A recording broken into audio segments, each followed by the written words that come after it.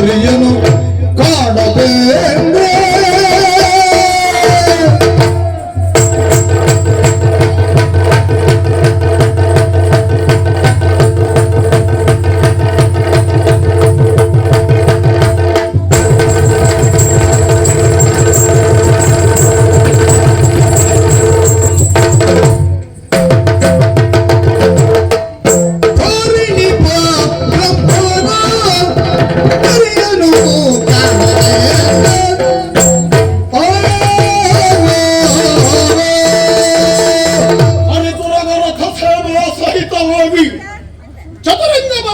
ಕೂಡಿಕೊಂಡು ನೇರವಾಗಿ ವಿರೋಧಿ ಎನ್ನುವುದಾಗಿ ನಮ್ಮವರು ಗುರುತಿಸಲ್ಪಟ್ಟಿರುವಂತಹ ಆ ರಾಜಕುಮಾರ ಅವನನ್ನ ಅರಸಿ ಬಂದವರು ನಾವು.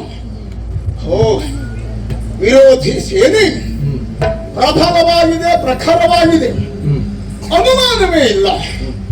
ನೋಡಿದಾಗ ಅರ್ಥವಾಗುತ್ತಾ ಇದೆ. ಮಣಿಮಯವಾದಂತಹ ರಥ ಈಗ ಏರಿದ್ರು. ಮಣಿಮಯವಾದಂತಹ ರಥವನ್ನ ಏರಿ ಸೇನಾವಾರಿಧಿಯ ಮಧ್ಯದಿ ವಿರೋಧಿಯ ರಾಜಕುಮಾರ ಈ ರೀತಿಯಾಗಿ ತನ್ನ ಸೇನೆಯನ್ನು ಸಮುದ್ರದ ಅಪಾದಿಯಲ್ಲಿ ಕಣ್ಗೊಳಿಸುವ ಹಾಗೆ ಸಜ್ಜುಗೊಳಿಸಿದ್ದಾನೆ. ಎತ್ತರವಾದಂತಹ ರಥವನ್ನ ಏರಿ ರಾರಾಜಿಸುತ್ತಾ ಇದ್ದಾನೆ. ನಿಂತ ನಿಲುವು, ಉಡುಗೆ ತೊಡುಗೆ, ಮುಖದ ಗಾಂಭೀರ್ಯತೆ ಇವನ ಪಾಠ್ಯ ಎನ್ನುವುದಕ್ಕೆ ಬೇರೆ ಅನುಮಾನಗಳಿಗೆ ಅವಕಾಶವೇ ಇಲ್ಲ. ಹಾಗಂತ ಸೇನಾವಾರಿಧಿಯ ಮಧ್ಯದಲ್ಲಿ ಕಂಗೊಳಿಸುತ್ತಾ ಇರುವಂತಹ ಹುಡುಗ ಒಬ್ಬ ಸಣ್ಣವ ಎನ್ನುವುದಕ್ಕೆ ಅನುಮಾನ ಇಲ್ಲ.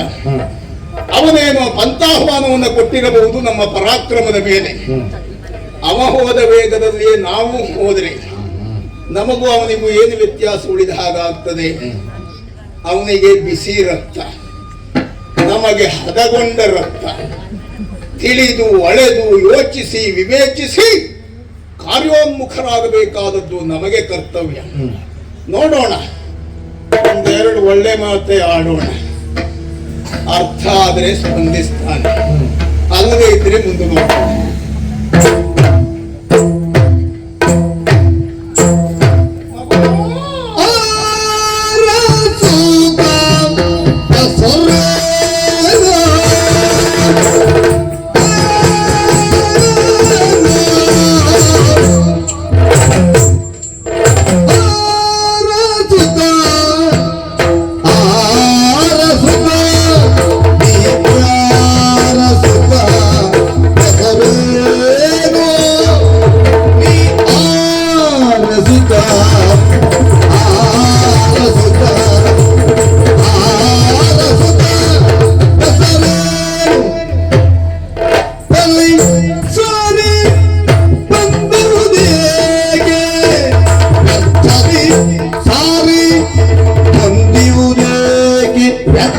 Yeah.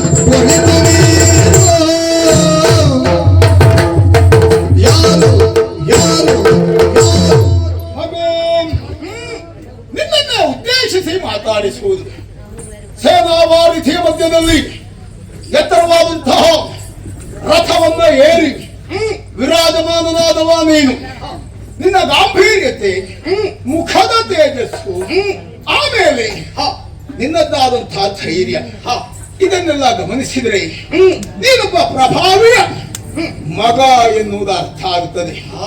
ಆದ್ರೆ ಯಾರು ಏನು ಎಷ್ಟು ಅದನ್ನ ತಿಳಿಯಲೇಬೇಕು ಅಂತ ಆದ್ರೆ ವ್ಯಕ್ತಿಯ ವ್ಯಕ್ತಿತ್ವದ ಪರಿಚಯಕ್ಕೆ ಮೂಲವಾದದ್ದು ಅವನ ಹೆಸರು, ಆಮೇಲೆ ಕುಲ, ಆಮೇಲೆ ಊರು.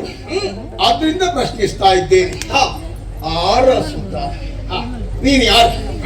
ನಿನ್ನನ್ನು ಹಡೆದು ಪಡೆದಿರುವಂತಹ ಪುಣ್ಯಾತ್ಮರಾದಂತಹ ತಂದೆ ತಾಯಿಗಳು ಯಾರು? ನಿನ್ನ ಶುಭನಾಮದೇವೇನು? ಯಾವ ನಾಡಿನಿಂದ ನೀನು ಇಲ್ಲಿಗೆ ಬಂದವ? ಧರಿಸಿರುವಂತಹ ಬಿಲ್ಲು, ಕಟ್ಟಿರುವಂತಹ ಬತ್ತಳಿಕೆ, ಹೂಡಿರುವಂತಹ ಬಾಣ, ಯುದ್ಧದ ಉತ್ಸಾಹದಲ್ಲಿ ನೀನಿದ್ದವ ಎನ್ನುವುದಕ್ಕೆ ಮತ್ತೆ ಬೇರೆ ಮಾತಿಲ್ಲ. ಬೇಕು, ಈ ಪ್ರಾಯಕ್ಕೆ ಇಷ್ಟು ಹುಮ್ಮಸ್ಸು ಬೇಕು.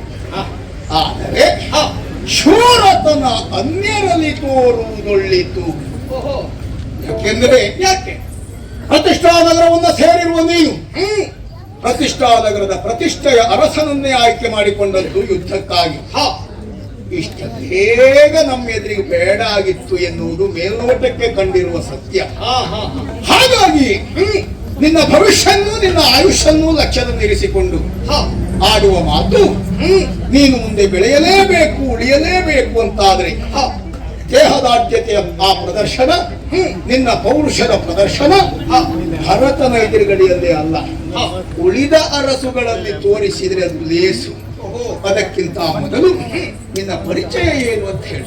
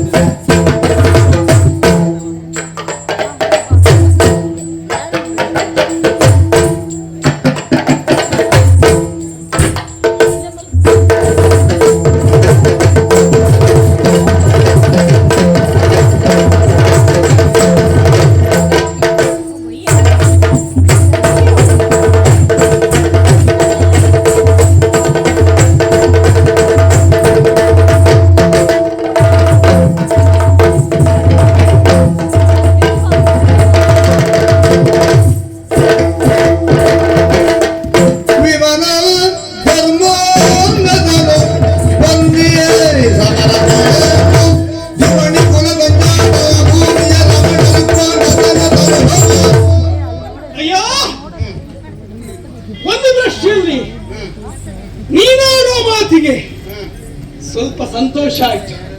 ಯಾಕೆ ಹೇಳು? ಸರಿಯಾದ ಸ್ಥಳಕ್ಕೆ ಬಂದಿದ್ದೇನೆ, ನನ್ನ ಆಯ್ಕೆ ತಪ್ಪಾಗಲಿಲ್ಲ ಅಂತ.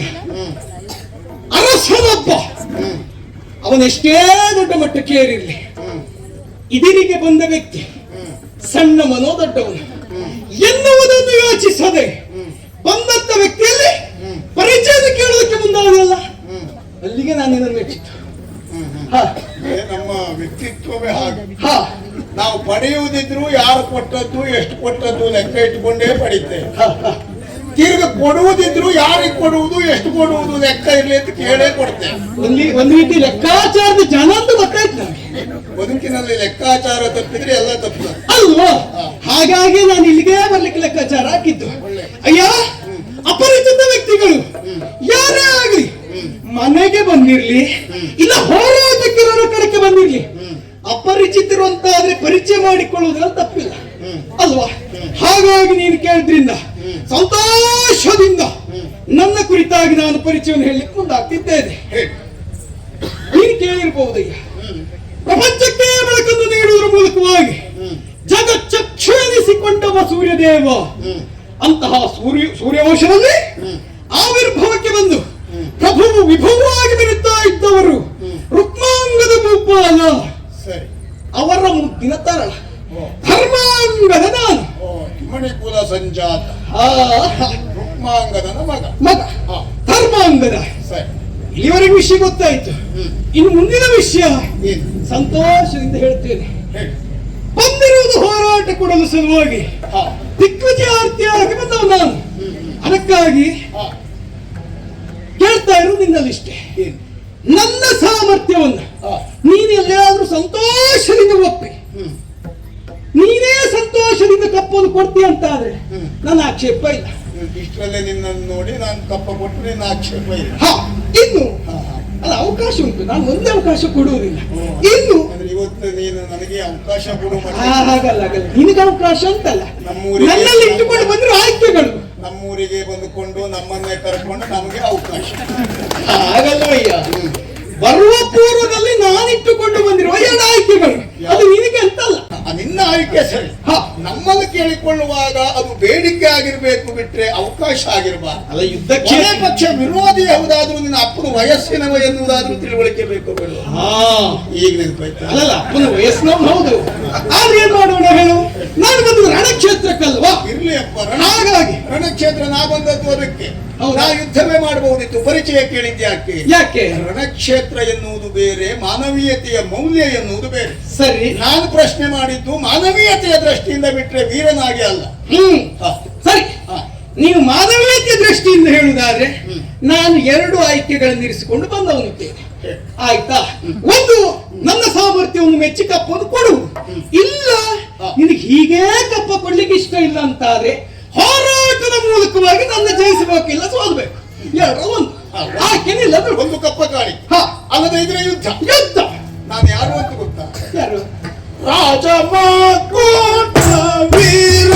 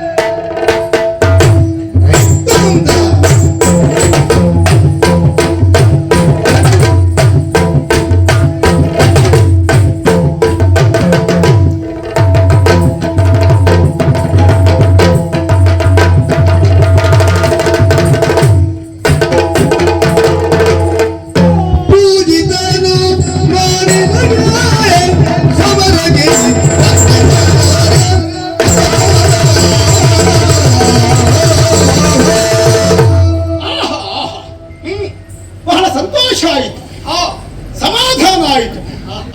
ವೀರೋಚಿತವಾದಂತಹ ನಿನ್ನ ಮಾತು ಕೇಳಿದಾಗ ಅಂದ್ರೆ ಸಮರಕ್ಕಾಗಿ ಬಂದಿದ್ದೇನೆ, ತಪ್ಪ ಕಾಣಿಕೆ ಕೊಡು, ಅಲ್ಲವಾದರೆ ಯುದ್ಧ ಮಾಡು. ಕೆಲವು ಬಾರಿ ಅತಿಯಾದಂತ ಆಸೆ ಎನ್ನುವುದು ಬದುಕಿನ ಅವಘಡಕ್ಕೆ ಕಾರಣವಾಗಿ ಹೋಗ್ತದೆ. ಅದು ತಿಳಿಯುವುದು ಆಮೇಲೆ. ನೀನು ಆಯ್ಕೆ ಮಾಡಿದ ಕಾರ್ಯಕ್ಷೇತ್ರ ಸರಿ, ನೀನು ಮುಂದಾಗಿರುವ ನಿನ್ನ ಕ್ರಿಯಾತ್ಮಕ ಯೋಜನೆ ಸರಿ, ಆಯ್ಕೆ ಮಾಡಿದ ವ್ಯಕ್ತಿ ಮಾತ್ರ ಸರಿಯಾಗಲಿಲ್ಲ.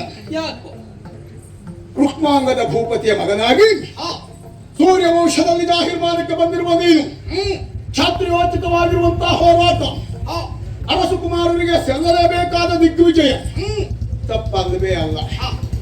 ಯಾವಾಗಲೂ ನಮ್ಮಿಂದ ಸಾಧ್ಯ ಅಸಾಧ್ಯ ಯಾವುದು ಎನ್ನುವುದನ್ನು ಮೊದಲಾಗಿ ಯೋಚನೆ ಮಾಡಬೇಕು. ಮಗು ನಡೆಯಲಿಕ್ಕೆ ಬಾರದೇ ಇರುವಂತಹ ಒಬ್ಬ ಹೆಳವ ಮೇರುಗಿರಿಯನ್ನ ಏರ್ತೇನೆ ಎನ್ನುವ ಧೈರ್ಯ ಮಾಡಿದ್ರೆ ಅದು ಸಾಧ್ಯ ಆದೀತ? ಹಾಗೆಯೇ ನಡೆಯಲಿಕ್ಕೆ ಬಾರದೇ ಇರುವ ಹೆಳವನ ಸ್ಥಾನದಲ್ಲಿದ್ದವನೇನು ವ್ಯಕ್ತಿತ್ವದಿಂದಲಾಗಿ ಮೇರು ಗಿರಿಯಂತೆ ರಾರಾಜಿಸುತ್ತಾ ಇರುವವನು ನಾನು. ನನ್ನ ವ್ಯಕ್ತಿತ್ವದ ಪೂರ್ಣ ಪರಿಚಯ ನಿನಗಾಗಲಿಲ್ಲ ಅಂತ ಕಾಣಿಸ್ತದೆ. ರಾಜ ಮಕುಟ ವಿರಾಜ ಪದಪಂಕೇಜ ಮಂಡಲಾಧೀಶ, ಏನದರ ಅರ್ಥ?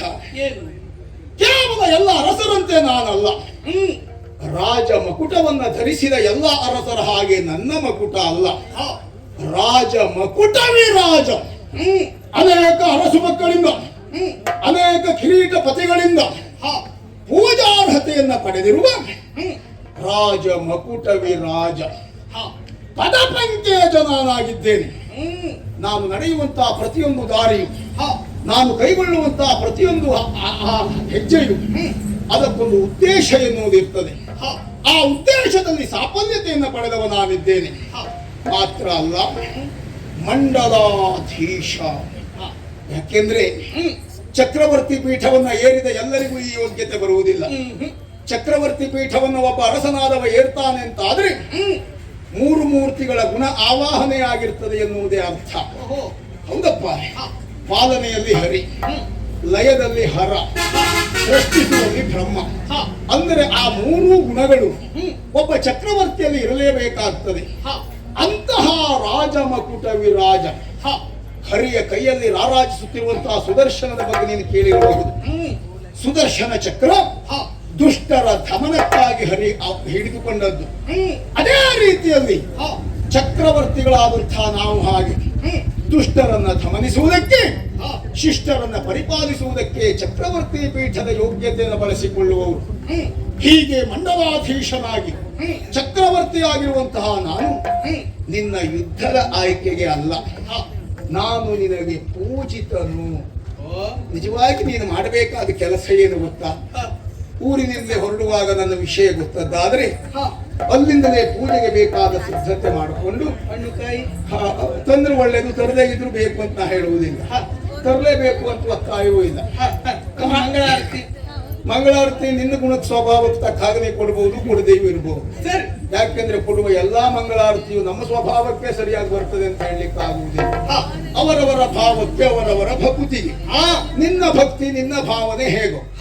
ಆದರೆ ಮಂಡಲಾಧೀಶನಾಗಿ ಚಕ್ರವರ್ತಿಯಾಗಿರುವಂತಹ ನಾನು ಇನ್ನೂ ಭವಿಷ್ಯದ ಕುಡಿಯಾಗಿರುವಂತಹ ನಿನಗೆ ಪೂಜಿತನಾಗಿದ್ದೇನೆ. ಆದರೂ ಇದನ್ನೆಲ್ಲ ತಿಳಿಯದೆ ಸಮರಕ್ಕೆ ಬಂದೆಯಲ್ಲ. ಫಲರೇ, ಯುದ್ಧ ಬೇಡ, ಪೂಜೆ ಮಾಡು. ಸಂತೋಷವಾಗಿ ನಿನ್ನ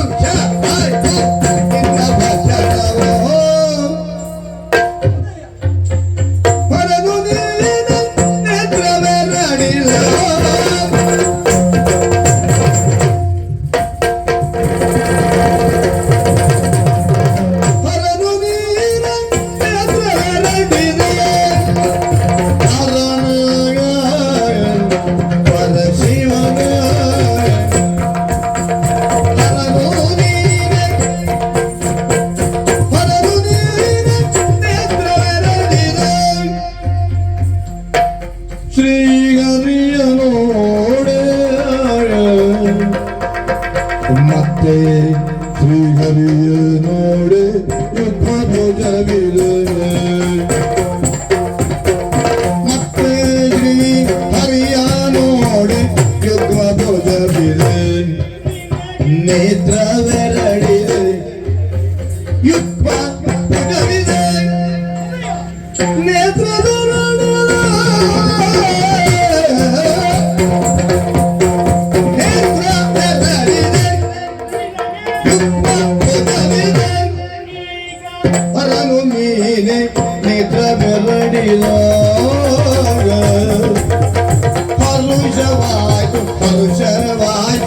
ಹರುಷವಾಯ್ತು ನಿನ್ನ ವಚನವೋ.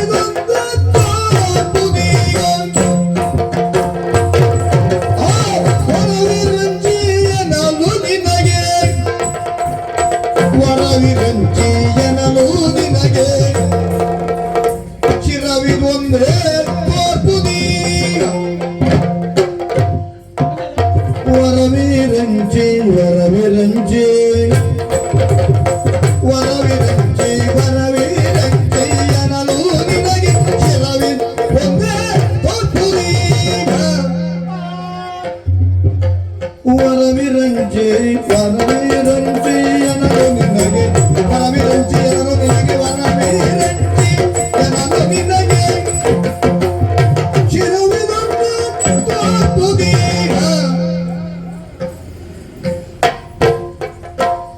ಪರಮ ಪೌರುಷಗಳ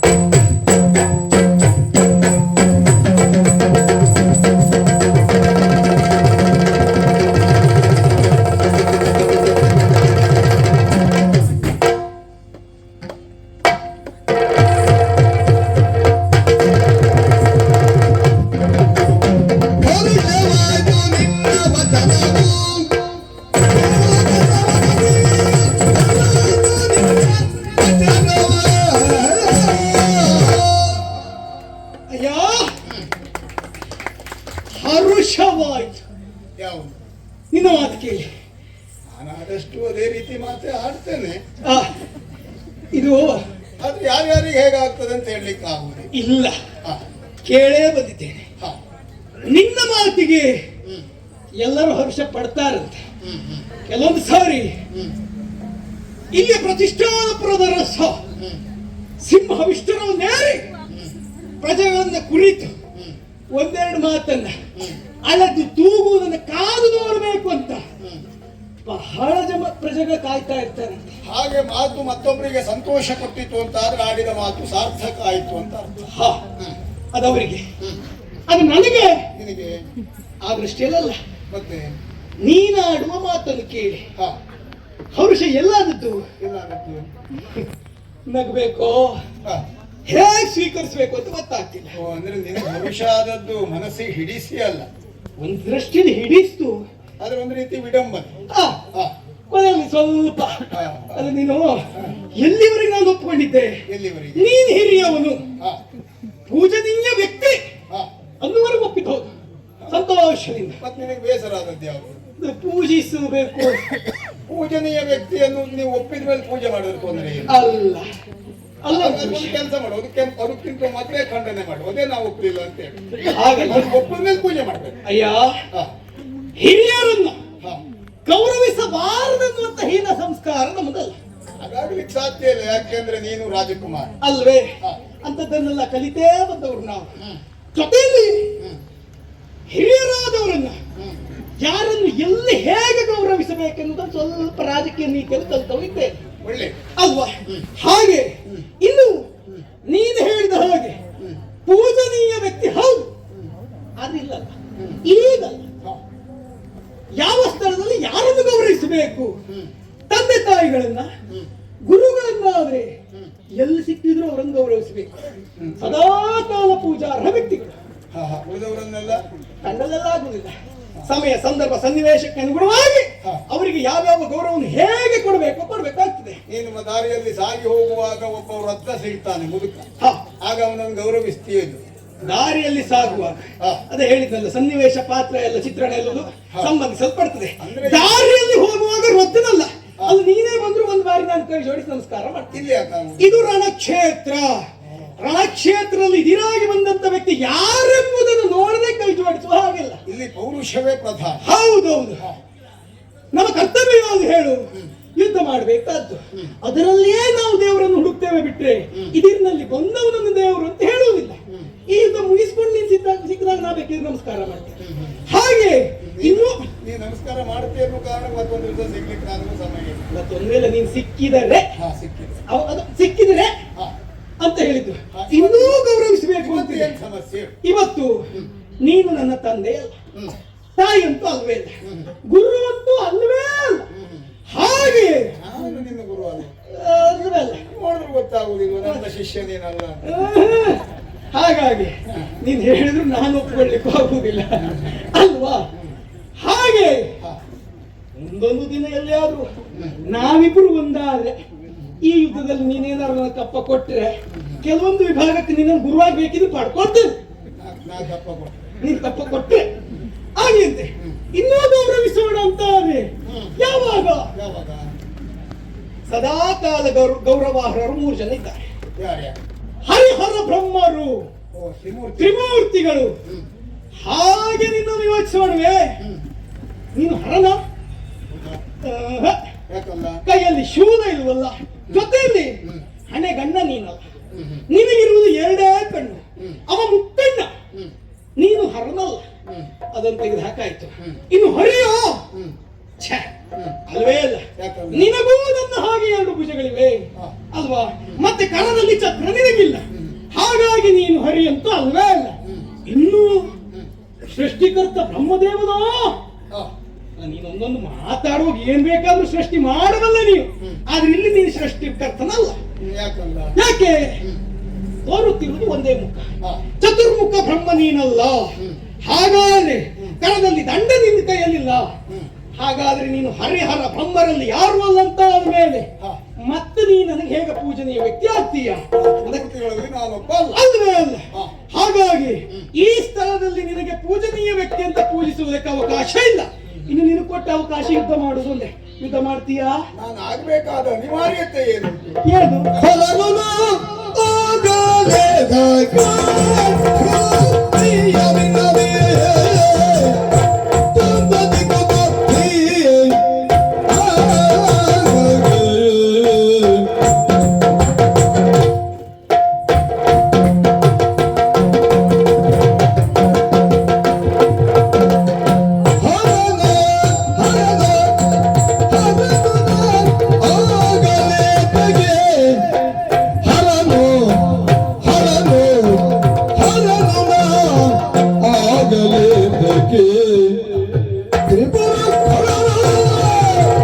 ತ್ರಿಪುರ ಖಳರ ಪುರವಿರಲ್ಲ ಬರದೆ ವಿಜಯಕ್ಕೆ ತ್ರಿಪುರ ಖಳರ ಪುರವಿರಲ್ಲ ಬರದೆ ವಿಜಯಕ್ಕೆ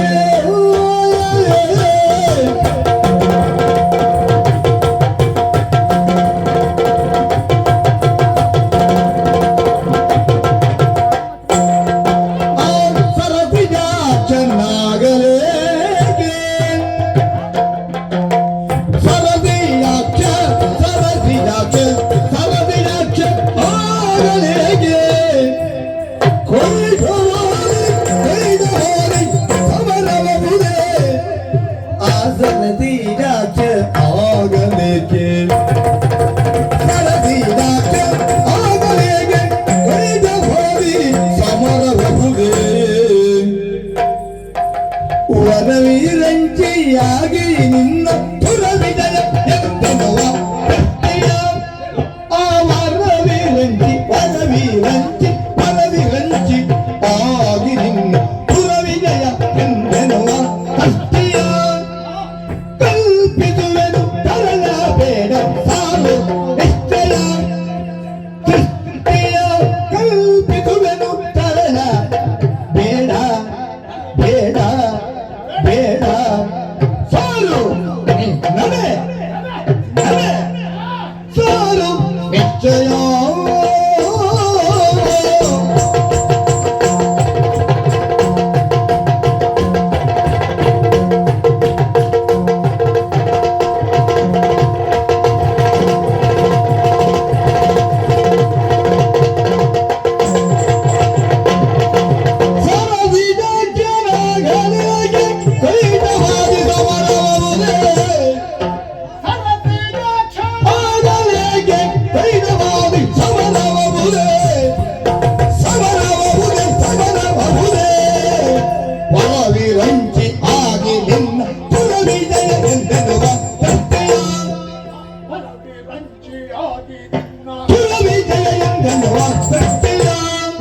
ಕಲ್ಪಿಸುವೆನು ತರಳ ಬೇಡ ಸಾರು ನಾರು ಸಾರು ಇಷ್ಟ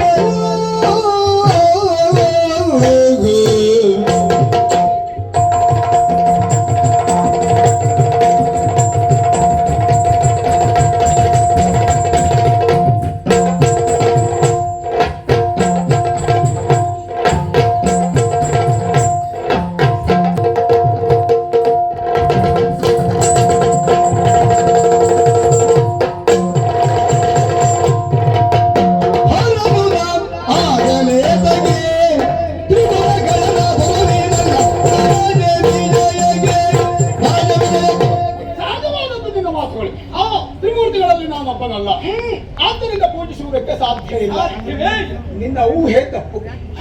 ನಾನು ತ್ರಿಮೂರ್ತಿಗಳಲ್ಲಿ ಒಬ್ಬ ಅಲ್ಲದೆ ಇರಬಹುದು, ತ್ರಿಮೂರ್ತಿಗಳಂತೆ ಆಗಬಲ್ಲವನು. ಹೇಗೆ? ಮತ್ತೆ ಆಗುವುದು ದೊಡ್ಡ ವಿಶೇಷತೆ ಅಲ್ಲ, ಆಗಬೇಕಾದ ಅನಿವಾರ್ಯತೆ ಏನು ಎನ್ನುವುದು ಪ್ರಧಾನ ಅಲ್ವಾ? ಹೇಳಿದೆಯಲ್ಲ, ಹರನೆ ನೀನು ನೇತ್ರ ಎರಡಿದೆ, ನಾನು ಹರನೆ ಆಗುತ್ತಿದ್ದೆ. ಮನಸ್ಸು ಮಾಡಿದ್ರೆ ನಾನು ಹರನು ಆಗ್ತೇನೆ. ಆದ್ರೆ ಇವತ್ತು ಹರನಾಗಬೇಕಾದ ಅನಿವಾರ್ಯತೆ ಏನುಂಟು? ತ್ರಿಪುರ ಖಳರನ್ನ ಮರ್ದಿಸಿ ಹರ ತನ್ನ ಪ್ರಾಬಲ್ಯವನ್ನು ಮೆರೆಸಿದ, ತ್ರಿಪುರಾಂತಕ ಎನ್ನುವ ಖ್ಯಾತಿಗೆ ಒಳಗಾದ. ಹಾಗಾದ್ರೆ ಇವತ್ತು ನನಗಿದಿರಾಗಿ ಬಂದವ ತ್ರಿಪುರಾಸುರರಲ್ಲಿ ಒಬ್ಬನ ಅಥವಾ ಮೂವರು ಹೌದಾ? ಅಲ್ಲವೇ ಅಲ್ಲ. ಆದ್ದರಿಂದ ತ್ರಿಪುರ ಖಳರ ದೂರವಿದಲ್ಲ.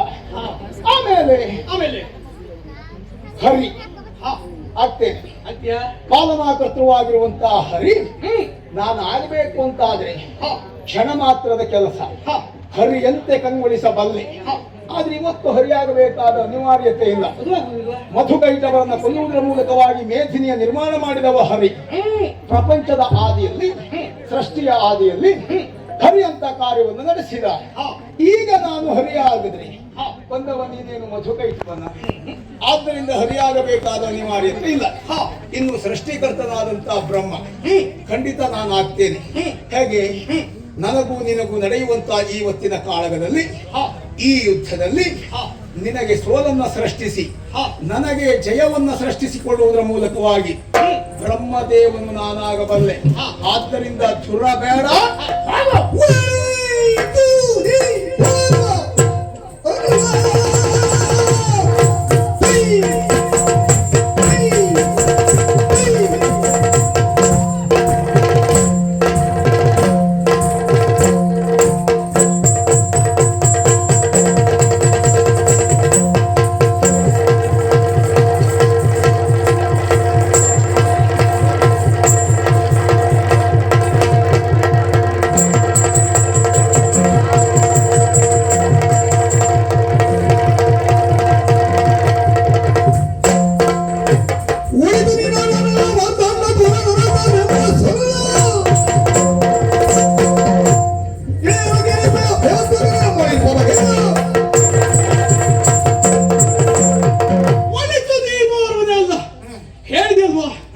ಹರಿಹರನಾಗುವುದಿಲ್ಲ, ಬ್ರಹ್ಮನಾಗಿ ನನ್ನನ್ನು ದುರವಿಜಯ ಮದ್ದ ಸೃಷ್ಟಿ ಮಾಡ್ತೇನೆ.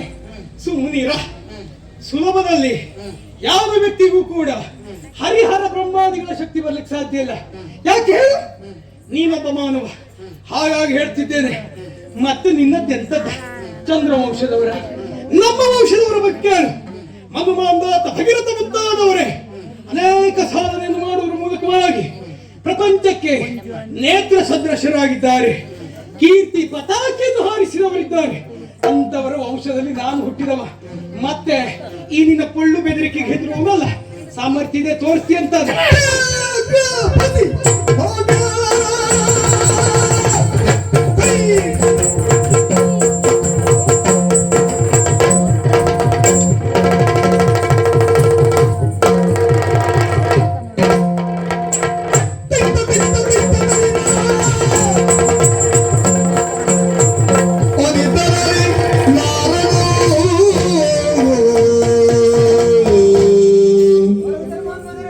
ಧರಣಿ ದೇವಿಯ ನೇತ್ರ ಎರಡು ಸಿಂಹಾಸನ,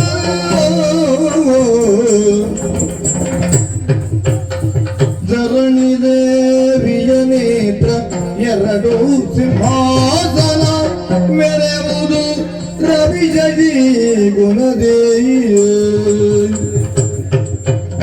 ಕೊರತೆಯಾಗಲು ಬಾರದಿದರಳು ಸಮವೆಂದು, ಕೊರತೆಯಾಗಲು ಬಾರದಿದರಳು ಸಮವೆಂದು, ಕೊರತೆಯಾಗಲು ಬಾರದಿದರಳು ಸಮವೆಂದು ಅರಿತುಕೊಳ್ಳಿರಿ ಮನದೊಳಗೆ.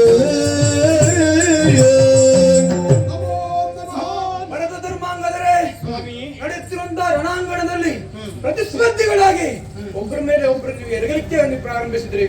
ಬರುವುದಕ್ಕೆ ಸ್ವಲ್ಪ ವಿಳಂಬ ಆದ್ರೂ ಕೂಡ ಲೋಕಮುಖದಲ್ಲಿ ದೊಡ್ಡ ಅನಾಹುತವೇ ಸಂಭವಿಸಿ ಹೋಗ್ತಾ ಇತ್ತು. ಕಾರಣ ಎಷ್ಟೇ, ಈ ಇಡೆಗೆ ನೀವಿಬ್ಬರು ಎರಡು ಕಣ್ಣುಗಳಿದ್ದ ಹಾಗೆ, ಒಬ್ಬ ಶಶಿಕುಲದ ಪ್ರತೀಕವಾಗಿ, ಇನ್ನೊಬ್ಬ ಸೂರ್ಯವಂಶದ ಪ್ರತೀಕವಾಗಿ.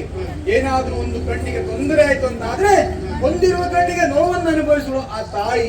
ಹಾಗಾಗಿ ಹೊಂದಿರುವಂತಹ ಘೋರ ವಿನಾಶಕಾರಿ ಅಂತ ಶಸ್ತ್ರಗಳನ್ನು ಹೊಂದಿದವರು ನೀವಿದ್ದೀರಿ. ಘೋರ ಕಬರ್ದಿನಿಕಾರ ಪ್ರಭೇದಿನಿ ಎನ್ನುವ ಹಾಗೆ ಒಬ್ಬರ ಮೇಲೆ ಒಬ್ಬರು ಈ ಅಸ್ತ್ರಗಳನ್ನು ಪ್ರಯೋಗಿಸಿ ಅಂತಾದ್ರೆ ಸಾಯುವುದು ನೀವು ಪರಸ್ಪರ, ನೀವೊಬ್ಬರಲ್ಲ, ಲೋಕವೇ ವಿನಾಶವಾಗಿ ಹೋಗ್ತದೆ. ಹಾಗಾಗ ಕೂಡುದು ಅಂತಾದ್ರೆ ಯುದ್ಧವನ್ನು ನಡೆಸಬೇಕು, ನಿಲ್ಲಿಸಬೇಕು ಅಂತ ಹೇಳ್ತಾ ಇದ್ದೀರಿ. ಹೌದು, ಸಾಮಾನ್ಯರಲ್ಲಿ ಯಾರಾದ್ರೂ ಬಂದು ಹೇಳಿದ್ದಾದ್ರೆ ನಾವು ಯುದ್ಧ ನಿಲ್ಲಿಸುವುದಿಲ್ಲವಾಗಿತ್ತು. ಲೋಕ ಕಲ್ಯಾಣಕ್ಕಾಗಿ ಸಂಚರಿಸಿರುವಂತಹ ನೀವು ಹೇಳಿದ ಮಾತಾದ್ರಿಂದ ಯುದ್ಧ ನಿಲ್ಲಿಸುವುದು ನಮಗೆ ಕರ್ತವ್ಯ ಅಂತ ಭಾವಿಸ್ತೇವೆ. ಖಂಡಿತ. ಆದ್ರೆ ಶರವನ್ನ ಸಿಂಚಿಗೆ ಏರಿಸಿ ಆಗಿದೆ. ಶರವಾದಿಂಗಿನಿಂದ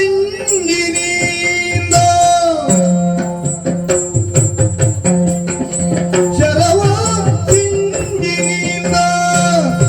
ತೆಗೆಯಿರಿ ನೀವೇ ಚರಣಕ್ಕೆ ನಮಿಸಿದ ಭರತಾರ. ಧರಣಿ ಪಾತ್ರಜ ಧರ್ಮಾಂಗದ ಸಂತೋಷದಿ ಸುರಮುನಿಗರಾಗಿ ಬೇಡರು. ಭರತ ಧರ್ಮ ಅಂದರೆ ನಡೆಯುತ್ತಿರುವಂತಹ ಯುದ್ಧವನ್ನು ನೀವು ಪಡೆಯಬೇಕು ಅಂತ ಆದ್ರೆ ಹೂಡಿರುವ ಶರ ಹೇಗೆ ಮಾಡಬೇಕು ಎನ್ನುವ ಹಾಗೆ ಕೇಳ್ತಾ ಇದ್ದೀರಿ. ಪ್ರಯೋಗಿಸದೇ ಇದ್ರೆ ಅದು ಪಾಪ. ಪಾಪ ಆಗ್ತದೆ. ಹಾಗಾದ್ರೆ ಶರವನ್ನು ಹೂಡಿದ್ದೀರಿ, ಪ್ರಯೋಗಿಸಬಾರದು ಎನ್ನುವುದು ನನ್ನ ಕೋರಿಕೆ. ಕಾರಣ ಲೋಕ ವಿನಾಶಕ್ಕೆ ಹೋಗಬಾರದು ಎನ್ನುವ ಹಾಗೆ. ಹಾಗಾದ್ರೆ ಇದಕ್ಕೆ ಪರಿಹಾರ ಏನು ಎನ್ನುವ ಹಾಗಲ್ವಾ? ಉಂಟು ಪರಿಹಾರ. ಈ ಶಿಶಿಕುಡೇಂದ್ರನೇ ಭರತ ಸುಗುಣ ಸಾಂದ್ರನೇ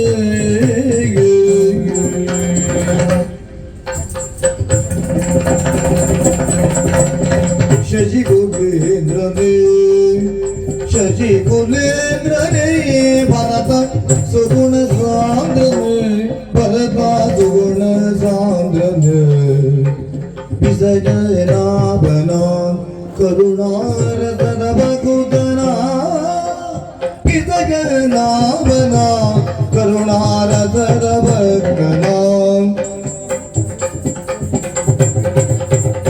ಹರುಷದಿಂದಲೇ ಸತ್ಕರಿಸುವೇಗಲೇ ಹರುಷದಿಂದಲೇ ಸತ್ಕರಿಸುವೇಗಲೇ ಪರಮ ಪುರುಷನಾದಯ ದೊರೆಯುವುದೈಗನ ಪರಮ ಪುರುಷನಾದಯ ದೊರೆಯುವುದೈಗನ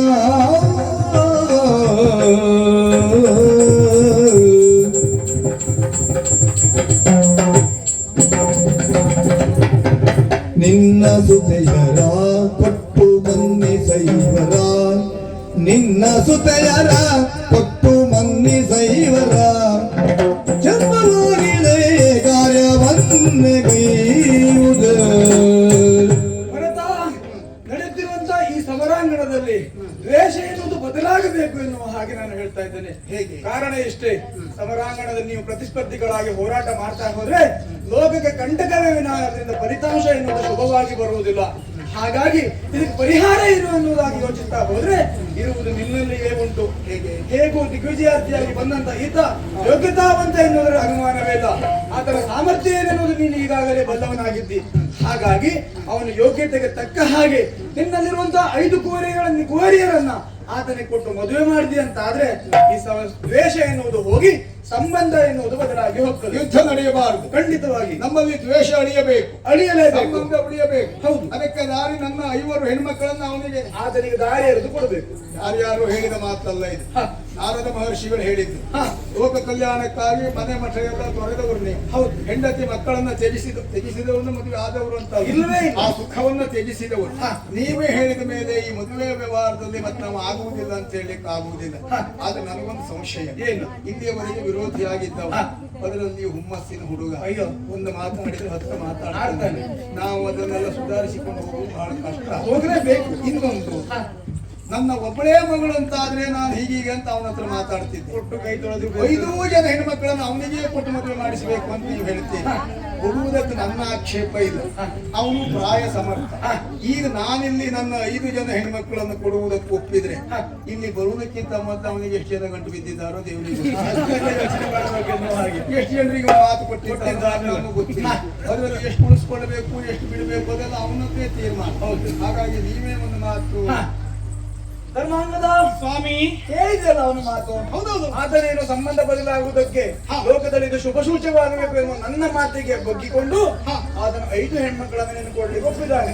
ನಿನ್ನ ಒಪ್ಪಿಗೆ ಏನೆನ್ನುವುದಾಗಿ ಕೇಳ್ತಾ ಇದ್ದಾರೆ. ತ್ರಿಲೋಕ ಒಂದಿರು ನೀವು. ಹೌದು ಅಲ್ವಾ? ನೀವೇ ಸೂಚನೆ ಕೊಡ್ತಿದ್ದೀರ ಅಂತ ಆದ್ಮೇಲೆ ಅದನ್ನೆಲ್ಲ ಹೇಳುವಂತ ಯೋಗ್ಯತೆ ನನಗೆ ಇಲ್ಲ. ಒಳ್ಳೆದುಂಟು ನಿನಗೂ ಒಳ್ಳೆದುಂಟು. ಮತ್ತೆ ಸಂಬಂಧ ಎಂತದ್ದಾಯ್ತು ಹೇಳಿ? ಮಾವಳಿಯರ ಸಂಬಂಧ. ಮಾವಳಿ ಆ ಮದುವೆ ಆದ್ಮೇಲೆ ಅಂತದೊಂದು ಗಟ್ಟಿ ಸಂಬಂಧ ನಮಗಾಗ್ತದಂತಾದ್ರೆ ಯಾರು ಬಿಟ್ಕೊಳ್ತಾರೆ ಹೇಳಿ? ಅವರೇ ಸಂತೋಷದಿಂದ ಮದುವೆ ಮಾಡ್ಕೊಡ್ತಾರೆ ಅಂತಾದ್ರೆ ನಾನು ಸಂತೋಷದಿಂದ ನೀನು ಭರವಸೆ ನನಗುಂಟು. ಅವನು ಒಪ್ಪಿದ್ದಾನೆ. ಜೊತೆಗೆ ನಿನ್ನಲ್ಲೇನಾದ್ರೂ ಅನುಮಾನ ಉಂಟೆ ಎನ್ನುವ ಹಾಗಷ್ಟೇ ಕೇಳಿದ್ದು. ಮದುವೆ ಸಮಯಕ್ಕೆ ಬಂದು ಒಂದು ಆಶೀರ್ವಾದ ಮಾಡಿ. ಖಂಡಿತವಾಗಿಯೂ ಶ್ರೇಯಸ್ಸಾಗಿರುತ್ತದೆ. ಧರ್ಮಾಂಗದ ಕೇವಲ ಪರಾಕ್ರಮದ ಅಭಿಪ್ರಾಯ ಭೇದವನ್ನು ಒಂದನ್ನು ಹೊರತುಪಡಿಸಿದ್ರೆ ವೈಯಕ್ತಿಕವಾದಂತಹ ದ್ವೇಷ ನಮ್ಮಿಬ್ಬರಲ್ಲಿ ಏನೂ ಇಲ್ಲ. ಹೌದು. ನೀನೊಬ್ಬ ಪ್ರತಿಭಾಶಾಲಿ ಎನ್ನುವುದಕ್ಕೆ ಅನುಮಾನ ಇಲ್ಲ. ಹಾಗಂತ ಯುದ್ಧ ಪ್ರಕ್ರಿಯೆ ಅಂತಾದ ಮೇಲೆ, ರಣಕ್ಷೇತ್ರ ಅಂತಾದ ಮೇಲೆ ಶಾಸ್ತ್ರೀಯ ಧರ್ಮಕ್ಕನುಗುಣವಾಗಿ ಅದನ್ನು ಮುಕ್ತಾಯಗೊಳಿಸಬೇಕು. ಈಗ ಯುದ್ಧದಲ್ಲಿ ಜಯಾಪಜಯಗಳ ನಿರ್ಣಯ ಆಗದೇ ಇದ್ರು ಲೋಕ ಕಲ್ಯಾಣದ ಮೂರ್ತಿಗಳಾದಂತಹ ನಾರದರೇ ಬಂದು ಯುದ್ಧವನ್ನ ತಡೆದದ್ರಿಂದ ಸಮಬಲರು ನಾವು ಎನ್ನುವುದಾಗಿ ಆಯಿತು. ಹುಡುಗನೇ ಹೌದಾದ್ರೂ ನಿನ್ನ ಬಲಾಢ್ಯತೆಗೆ ಅನುಮಾನ ಇಲ್ಲವೇ ಇಲ್ಲ. ಆದ್ರಿಂದ ನನ್ನ 5 ಜನ ಹೆಣ್ಣುಮಕ್ಕಳನ್ನ ನಿನಗೆ ಕೊಡುವುದಕ್ಕೆ ನಾನು ನಿರ್ಣಯ ಮಾಡಿ ಆಗಿದೆ. ಮದುವೆ ಇವತ್ತೇ ಆಗುದಿಲ್ಲ. ಮದುವೆ ಇವತ್ತಾಗ್ಲಿಕ್ಕೆ ಆಗುದಿಲ್ಲ. ಹಾಗಂತ ಮದುವೆ ಆಗುದಿಲ್ವಾ? ಖಂಡಿತ ಆಗ್ತೇನೆ. ನನ್ನ ಹೆಣ್ಮಕ್ಳನ್ನೇ. ಮತ್ತೆಂತದ್ದು? ನಿಮ್ಮ ಹೆಣ್ಮಕ್ಳನ್ನೇ. ಅಲ್ಲ, ಕೇಳಿದೆ ನಿಮ್ಮ ಹೆಣ್ಮಕ್ಕಳನ್ನು 5 ಜನರನ್ನು ನಾನು ಮದುವೆ ಆಗ್ತೇನೆ. ಆದ್ರೆ ಈಗಲ್ಲ. ಯಾಕೆ? ಯಾಕೆ? ದಿಗ್ವಿಜಯಾರ್ಥಿಯಾಗಿ ಬಂದವ ನಾನು. ಇನ್ನು ಕೆಲವು ಕಡೆ ಕಣ್ಣಿಟ್ಟಿದ್ದೇನೆ. ಯಾವುದರ ಮೇಲೆ ಕಣ್ಣಿಟ್ಟದ್ದು? ಯುದ್ಧಕ್ಕಾಗಿ. ಈಗ ಭೂಲೋಕದಲ್ಲಿ ಗೆಲ್ಲುವುದಕ್ಕಾಗಿ ನಿನ್ನ ಮೇಲೆ ಕಣ್ಣಿಟ್ಟಿದ್ನ, ಹಾಗೆ ಇನ್ನು ಅನೇಕ ಲೋಕದ ಮೇಲೆ ಕಣ್ಣಿಟ್ಟು ಬಂದವ ನಾನು. ಹೌದೌದು. ನಾಗಲೋಕಾದಿಗಳ ವಿಜಯವನ್ನು ಪೂರೈಸಿದ ಮೇಲೆ ಅರಮನೆಗೆ ಹೋಗಿ ತಂದೆಯಲ್ಲಿ ಈ ವಿಷಯವನ್ನೆಲ್ಲವನ್ನು ಹೇಳಿ ತಂದೆಯಿಂದ ಲೇಖನವನ್ನು ನಿಮಗೆ ಬರೆಸ್ತೇನೆ. ನೀವು ನಿಮ್ಮ 5 ಹೆಣ್ಮಕ್ಕಳನ್ನು ಕರೆದುಕೊಂಡು ಬಂದು ಧಾರಾಳವಾಗಿ ಮದುವೆ ಮಾಡಿಕೊಡ್ಬೋದು. ನಾನು ಖಂಡಿತ ಮದುವೆಗೆ ಒಪ್ಪಿದ್ದೇನೆ. ನೀನು ಹೇಳಿದ ಕ್ಷಣವೇ ನಿಮ್ಮ ಲೇಖನ ಬಂದ ಮೇಲೆ ದಿಬ್ಬಣ ಕರ್ಕೊಂಡು ಮಕ್ಕಳನ್ನು ಕರ್ಕೊಂಡು ಬರ್ತೇನೆ. ಸಿದ್ಧತೆಯಲ್ಲಿ ತೊಂದರೆ ಇಲ್ಲ. ಆದ್ರೆ ಒಂದು ಎಚ್ಚರಿಕೆ ಮಾತು. ಏನು? ಇನ್ನು ಹಲವು ಕಡೆ ದಿಗ್ವಿಜಯಕ್ಕೆ ಹೋಗ್ಬೇಕು ಅಂತ ಹೇಳಿದ್ರಲ್ಲ, ಹೇಳಿದ ನೀನು ಹಲವು ಕಡೆ ದಿಗ್ವಿಜಯಕ್ಕೆ ಹೋಗು, ನನ್ನ ಆಕ್ಷೇಪ ಇಲ್ಲ. ಇವತ್ತಿಲ್ಲ ನಾರದ್ರು ಬಂದ ಹಾಗೆ ಮತ್ತೊಂದ್ಯಾವನಾದ್ರೂ ಬಂದು ಅಲ್ಲೊಂದು 5 ಉಂಟು, ಇಲ್ಲೊಂದು 5 ಉಂಟು, 10 ಯೋಚನೆ ಮಾಡ್ಬೇಕಾಗಿಲ್ಲ. 5 ಇಲ್ಲಿಗೆ ಸೀಮಿತ ಆಗಿರ್ಲಿ, ಹೋದಲ್ಲೆಲ್ಲ ಮತ್ತೆ ಹೋಗ್ಲಿಕ್ಕೆ ಹೋಗ್ಬೇಕು. ದಾಕ್ಷಿಣ್ಯದ ಹುಡುಗ ಅಂತ ಅನ್ನಿಸ್ತಾರೆ. ರಾಜ ಬಹುಪತ್ನಿ ವಲ್ಲಭ ಅಲ್ವಾ? ಉಪತ್ನಿ ವಲ್ಲಭ ಆದ್ಮೇಲೆ ಆಗಲಿ. ಈಗಲೇ ಯಾಕೆ ಎಳೆ ಜೀವ ಹಾಳು ಮಾಡ್ಕೊಳ್ತೀಯ ಅಂತ ತೊಂದ್ರೆ ಇಲ್ಲ, ಹೇಗಾದ್ರೂ ನಿಭಾಯಿಸೋಣ. ಯೋಚನೆ